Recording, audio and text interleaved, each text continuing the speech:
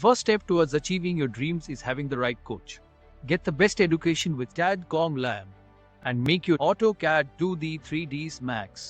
Dreams come true. Download the app now.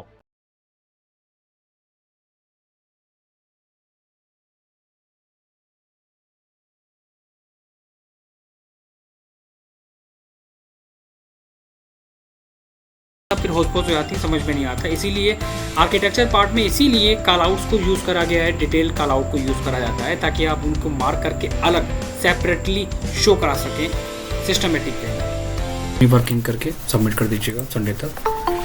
इसके बाद हम स्टार्ट करेंगे वहाँ पर इंटीरियर का पार्ट।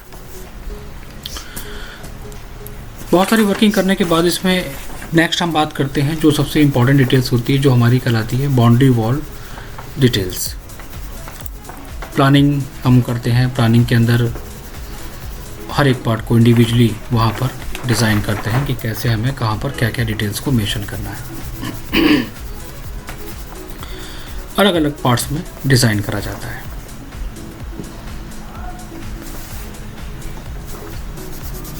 प्लानिंग के अंदर बहुत सारे ऐसे पार्ट होते हैं जिनको हम अपनी वर्किंग में एक साथ नहीं शो करा सकते हैं, उनको सेपरेटली हमें मेंशन करना पड़ता है।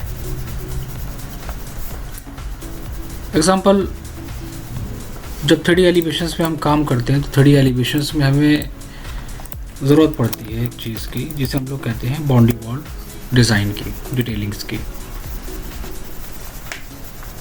और ये बहुत इंपॉर्टेंट है क्योंकि 3D सॉफ्टवेयर पे अगर हम डायरेक्टली इसको बनाते हैं तो उतना ईजी टास्क नहीं होता है। तो वहाँ पर मेरे पास ओवरऑल डिटेल्स होना बहुत इंपॉर्टेंट होता है। कोई भी एक डिज़ाइन हो सकता है, वो ये भी एक डिज़ाइन हो सकता है, या फिर अगर हम इसको समझें ये भी एक डिज़ाइन हो सकता है, कोई भी एक डिज़ाइन है। तो इसके लिए क्या है, प्रॉपर डिटेलिंग होना बहुत इंपॉर्टेंट है। कैसे आप बना रहे हो, तो सबसे पहले इन सारी चीज़ों को, इन सारी डिटेल्स को पहले एक सिस्टमेटिक वे में समझो। उसके बाद फिर हम देंगे एक प्रोजेक्ट, उस प्रोजेक्ट पे वर्किंग करके फिर कैसे काम करना, फिर उसके बाद सबमिट करना। सब लोग पहले इस प्रोसेस को समझते हुए चलो। किसी भी डिटेल्स पे काम करना होता है तो सबसे पहला स्टेप उसका होता है कि आप उसका एक लेआउट निकालिए। उसका एक बेसिक डिटेल्स कहाँ से स्टार्ट होती है, उसकी प्लानिंग से। कोई भी जो भी आप ड्राइंग्स बनाओगे उसका बेसिक पार्ट कहाँ से स्टार्ट होगा, आपका प्लानिंग से, कि उसका बेस क्या है, क्या डिटेल्स है, क्या आपने उसमें डिटेलिंग्स करी है, क्या डायमेंशनिंग करी है इसमें। चाहे वो इंटीरियर हो चाहे वो आर्किटेक्चर हो, कोई भी डिटेल्स हो। स्टार्ट आपका कहाँ से रहेगा, प्लानिंग वाले पार्ट से ही आपका स्टार्ट रहेगा। तो उसको एक सिस्टमेटिक वे में बनाना पड़ता है हर एक चीज़ को, ताकि हमें ओवरऑल प्रॉब्लम ना हो बाद में काम करने में कि हमें कैसे क्या क्या डिटेल्स को मेंशन करना है। हम लोगों ने लास्ट टाइम जैसे बाउंड्री वॉल पे टिपिकल वॉल डिटेल्स पे काम करा था। मैंने वो बोला था कि जितने एरिया में हमें वर्किंग करना होती है हम उतने एरिया को हाईलाइट करते हैं, बाकी चीज़ों को हम वहाँ पर माइनस कर देते हैं। तो हमें जितना पार्ट शो करना है हम सिर्फ उतनी डिटेल्स को लेके चलेंगे, बाकी डिटेल्स को हम वहाँ पर माइनस कर देंगे, रिमूव कर देंगे कंटिन्यूअस के साइन के साथ, जो बहुत इंपॉर्टेंट है। तो कंटिन्यूअस का मार्क मस्ट है ड्राइंग्स में ऐड करना, उसको वहाँ पर लगाना पड़ेगा कि इसके आगे की डिटेल्स हम वहाँ पर शो नहीं कर सकते। ये मेरा लिमिटेड एरिया है, मेन फोकस हमारा यहाँ पर रहेगा। डिटेलिंग्स की बात करें तो वो बहुत अलग अलग वे में हो सकती है। लाइक उसका प्लान कुछ इस तरह भी बन सकता है, उसकी डायमेंशंस, उसका एलिवेशंस आप इस तरह बना सकते हो, डिफरेंट एलिवेशंस। क्या मटेरियल दिया है आपने, वो मटेरियल्स के बारे में आप वहाँ पर मेंशन कर सकते हो। Like this one is black granite stone grey paint, as per selection वहाँ पर आ जाएगा। पेंट फिनिश है तो पेंट एज़ पर सिलेक्शन वहाँ पर दे दोगे। ग्रे पेंट है तो ग्रे पेंट की डिटेल्स वहाँ पर मेंशन कर दोगे। MS बॉक्स सेक्शन वहाँ पर दे रहे हो तो आप वो मेंशन कर सकते हो। लाइक दिस वन है 50x50 के, ठीक। MS हॉलो सेक्शन हमने यूज़ करें, finish with deco paint as पर ड्राइंग।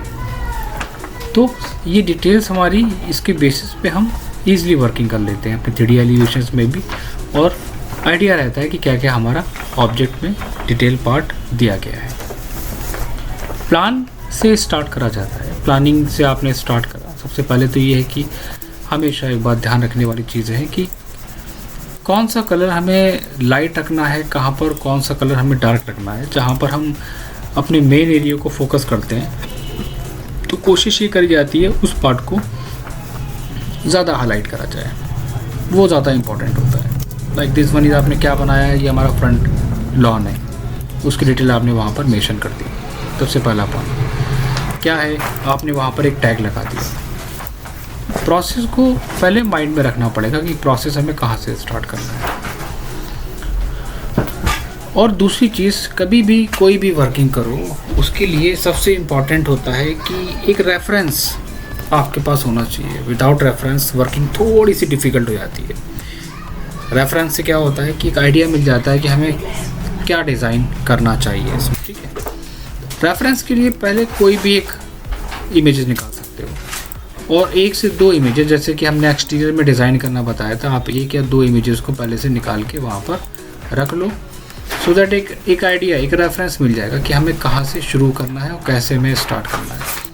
उन रेफरेंसेस को आप अटैच करा लो अपनी ड्राइंग्स के अंदर, रास्टर इमेज पे जाके, कि एक इमेज हम लेंगे जिसके बेसिस पे हम ये आइडिया ले सकते हैं, एक हम रेफरेंस इमेज लेंगे जिसके बेसिस पे हम सेकंड ऑब्जेक्ट को, दोनों को मर्ज करा के एक अपनी डिटेल्स को क्रिएट कर सकते हैं।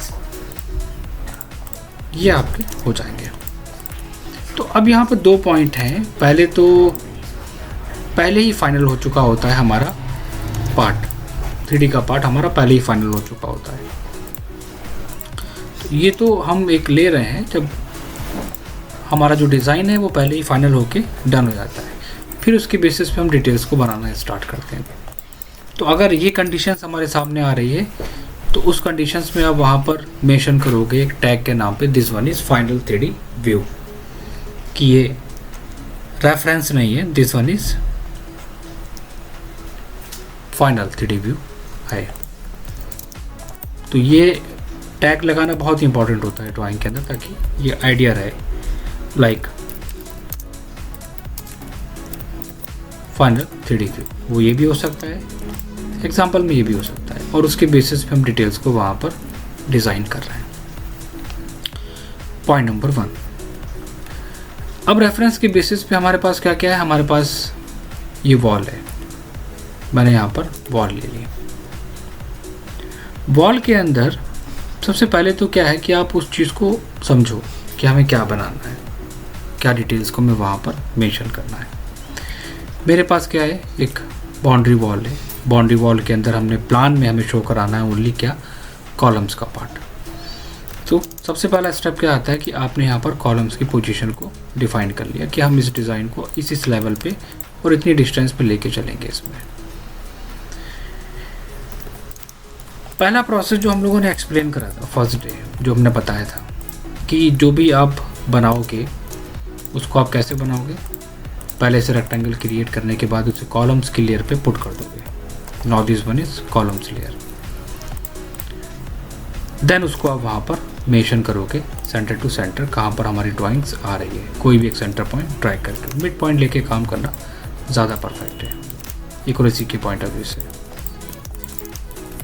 तो आपने डिफाइन यहाँ पे आपने सोचा कि ठीक है, हम अपना जो डिज़ाइन रखेंगे वो हमारा कॉलम्स के साथ हो सकता है, एमएस बॉक्स हॉलो सेक्शंस वहाँ पर दे। ये होता है कि हम कहाँ पर क्या डिटेल्स दें, कहाँ पर ग्रूविंग ले, कितनी हमें ग्रूविंग लेनी है, साइज़ कितना होना चाहिए, मतलब ओवरऑल हमें इन सब चीज़ों का एक आइडिया बिल्कुल नहीं होता है।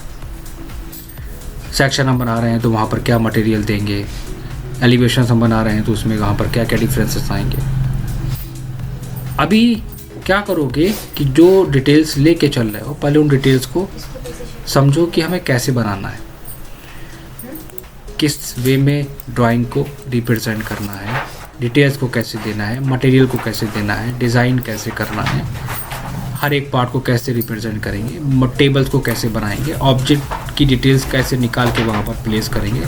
तो सबसे पहला स्टेप आता है डिटेलिंग को समझना, ठीक है। तो अभी बिल्कुल भी कंफ्यूज होने की ज़रूरत नहीं है। इसके बाद हम देंगे बिल्कुल डिटेल प्रोजेक्ट, उसके बाद उस पर काम कराएंगे, रीड करो फिर उसको बनाना स्टार्ट करो। अभी किस पे कमांड लेके आओगे, ड्राइंग रीड करना, उसको डिज़ाइन करना, फॉन्ट चेंज कर लो एंड क्लोज। अब जो भी डिटेल्स वहाँ पर दोगे, कितनी थिकनेस आपने ली है, कितना आपने यहाँ पर फिलिट लिया है, ये हमारा कर्व कितना जा रहा है, टोटल हाइट हमारी कितनी आ रही है, एक एक पार्ट को वहाँ पर साइज़ को, टेक्स्ट के साइज़ को मेंशन करके वहाँ पर दो के, और सेम कॉल आउट को मेंशन करोगे कि ये डिटेल्स हमने कहाँ से ली है या ये डिटेल्स हम किसकी दे रहे हैं उस टैग के साथ, क्योंकि डिटेल्स तभी क्लियर होती है जब वो टैग हमारा सेम मैच होता है, राइट। एंड कॉपी सेलेक्ट करके स्केल, तो छोटे छोटे ऑब्जेक्ट की डिटेल्स वहाँ पर निकाल के मेंशन करो क्या हो सकती है। दूसरा, अगर आपने वहाँ पर यूज़ करा है कि हमारा ये मेन गेट है, एग्जांपल ले रहा हूँ मैं, ये मेन गेट है हमारा, तो मेन गेट में हमने क्या यूज़ करा है 75 का और 4 mm थिक का हमने फ्रेम दिया है, हॉलो एमएस का ट्यूबुलर सेक्शन है हमारा विद अप्रूव्ड, उसको मेंशन करो। लेकिन अभी के लिए सिर्फ समझने के लिए पहले, सबसे पहले तो काम करना स्टार्ट करो किस पे, सबसे पहले तो प्लान पे काम करना स्टार्ट करो, रेफरेंस लेके पॉइंट नंबर 1 कि उसमें हम क्या डिटेल्स दे सकते हैं। दूसरा काम करना स्टार्ट करो प्लान के साथ साथ इसके एलिवेशंस पे, इम्पॉर्टेंट नहीं है, कुछ भी लो, वर्किंग कर रहे हो रेफरेंस कुछ भी ले सकते हो, वो ये भी डिज़ाइन हो सकता है आपका, वो ये भी डिज़ाइन आपका हो सकता है, कुछ भी उठा सकते हो, वो ये भी डिज़ाइन हो सकता है आपका। तो स्टार्टिंग में थोड़ा सा पहले बेसिक लेके चलना, जब डिटेल मेंशन करोगे थोड़ा सा कॉन्फिडेंस आएगा, फिर उसके बाद उसमें मेंशन करना अलग से एक्स्ट्रा डिटेल्स को। बाउंड्री वॉल की डिटेल्स भी हम शेयर करेंगे, थोड़ा सा और डिटेलिंग वाला पार्ट जिसमें सारी डिटेल्स मिलेगी, हर एक पार्ट की छोटे से छोटे पार्ट की डिटेल्स वहाँ पर मिलेगी। लेकिन अभी क्या करना है, अभी इसको पहले बना के समझो कि कैसे इस पर काम करना है, कैसे डिटेल्स को हमें वहाँ पर मेंशन करना है। सबसे पहला काम तो ये करना है रेफरेंस लेने के बाद। पहला स्टेप क्या है कि जितनी भी ड्राइंग्स को हमने बताया है पहले आप उन सारी ड्राइंग्स को कंप्लीट कर लें। सबसे पहला समझ लें कि हमें क्या क्या प्रोसेस, क्या क्या स्टेप हमें लेने हैं उनको बनाने के लिए। अब इसके बाद जो माइनर से डाउट होते हैं उन डाउट्स को फिर हम क्लियर कराएंगे जब हम एक प्रोजेक्ट फॉरवर्ड करेंगे डिटेलिंग के साथ। अब इनको रीड करके फिर बनाना स्टार्ट करो। पहला क्या है, पहले समझ लो कि हमें करना कैसे है काम, उसके बाद फिर इसमें काम करना स्टार्ट करो। बताइए चिराग। सर मुझे ये पूछना था कि जैसे हम एलिवेशन डिज़ाइन कर रहे हैं उसमें सर पेंट में दिक्कत आ रही है, मतलब अगर मैं पेंट अगर उस पर कोई कलर वगैरह डालूं या फिर पैटर्न वगैरह डालूं। नहीं, आप कुछ मत डालो, सिर्फ उसका टैग लगा दो। ज़रूरी नहीं है कि हमें उसके अंदर, बहुत सारे बच्चे ये गलती कर रहे हैं कि उसके अंदर कलर को मेंशन कर देते हैं। लाइक उन्होंने क्या सोचा कि हम जीडी कैटलॉग के बेसिस पे हमने चूज़ कर लिया कि ठीक है वहाँ पर ये कलर दिया गया है तो हम अपनी वॉल के अंदर ये कलर मेंशन कर देते हैं। ठीक है, आप करो। वहाँ पर हमने दूसरा स्टेप एक और हमने बताया था कि जब अगर आप इसको मेंशन करोगे, आप एक काम करना, आप इनको मत देना, छोड़ देना, ये सब हटा देना डिटेल्स, इनका फिर कोई काम नहीं है, क्योंकि फिर हमें डेकोरेट करना है, फिर हमें इसको कैसे शो कराना है, विद मटेरियल शो कराना है ना। देन आप इसको फिर इस तरह लेके चलो, ये डिटेल टैग वगैरह सब कुछ हटा दो। तो वहाँ पर क्या आएगा, तो वहाँ पर आपका एक डिटेल वाला पार्ट, दूसरा आपका उसमें मटेरियल आ जाएगा। जिसको समझ में नहीं आएगा मटेरियल, वो अपने यहाँ पर टेबल्स के अंदर देख के उसको डिज़ाइन कर लेगा, सिंपल। लेकिन एक डिटेल्स के अंदर सारी चीज़ें मत ऐड करो, अदरवाइज कन्फ्यूजन होगी इसमें। क्लियर? सर फिर अगर पेंट वगैरह के लेजेंड में कैसे मेंशन करेंगे अगर उसमें नहीं करने? अरे तो दो, आप कॉपी बना के कर रहे हैं ना काम, आप समझ नहीं रहे बात को। ये डिटेल्स हमारी रहेगी, इसकी कॉपी बना के साइड में हम रखेंगे, उस पर कलर मेंशन करेंगे। ओके सर, ओके, समझ गए। वहाँ पर कलर है, यहाँ तो टैग है ना हमारा यहाँ पर मटेरियल का, तो वो यहाँ पर रिप्रेजेंट करेगा उसको टेबल के अंदर, तो वो टैग से यहाँ आएगा टेबल के अंदर। जिसको देखना है कि हमारा कैसा व्यू नज़र आ रहा है, उस व्यू को यहाँ साइड में वुडन पैटर्न कलरिंग वगैरह मेंशन कर दो, वहाँ पर दे दो उसको। और मैंने बताया भी था लास्ट टाइम कि इसके अंदर ऑटोकैड में अगर आपके पास लिमिटेड पैटर्न है तो उनमें और पैटर्न्स को कैसे अपलोड करेंगे, ये मैंने एक्सप्लेन भी करा है लास्ट टाइम। वो फाइल भी शेयर करिए, जिसके पास नहीं होगी वो हमको बता देना, हम दोबारा से शेयर कर देंगे। क्लियर? सर अगर मैं इसमें अगर जैसे कोई पेंट वगैरह उसमें टैग डाल के और कोई पैटर्न डाल दूँ उसमें और लेजेंड में वो पैटर्न शो कर तो सर गलत तो नहीं होगा? नहीं नहीं, गलत नहीं होगा, टैग होना चाहिए, उससे कोई मतलब नहीं है, गलत नहीं होगा वो। मटेरियल की प्रॉपर डिटेल होनी चाहिए, वो चाहे आप जैसे भी मेंशन करो, चाहे टेबल में वहाँ पर टैग के साथ, उससे कोई इशू नहीं है। जिसका जहाँ तक हो चुका है पहले थोड़ा सा सबमिट कर दीजिए कुछ, ताकि जो भी इसमें इम्प्रूवमेंट और जो भी चेंजेस की ज़रूरत है पहले हम उसको चेक करके बताते हैं कि क्या क्या चेंजेस कर रहे हैं इसमें। फिर जो छोटी छोटी सी चीज़ें हैं फिर मैं उसको आगे क्लियर कराता हुआ चलूँ, राइट। तो जिसका जहाँ तक भी कंप्लीट हुआ है ऑटोकैड की फाइल के साथ शेयर करें। बताइए शायद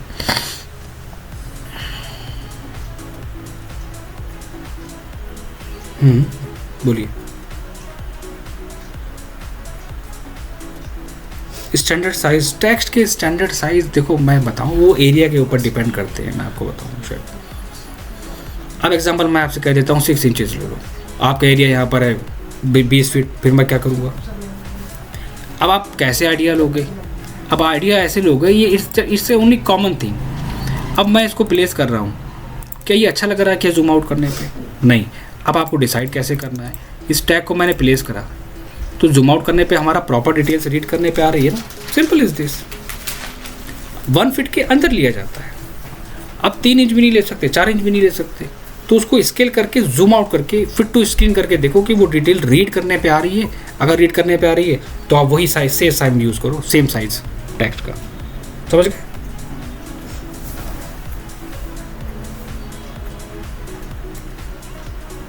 क्लियर हो गया?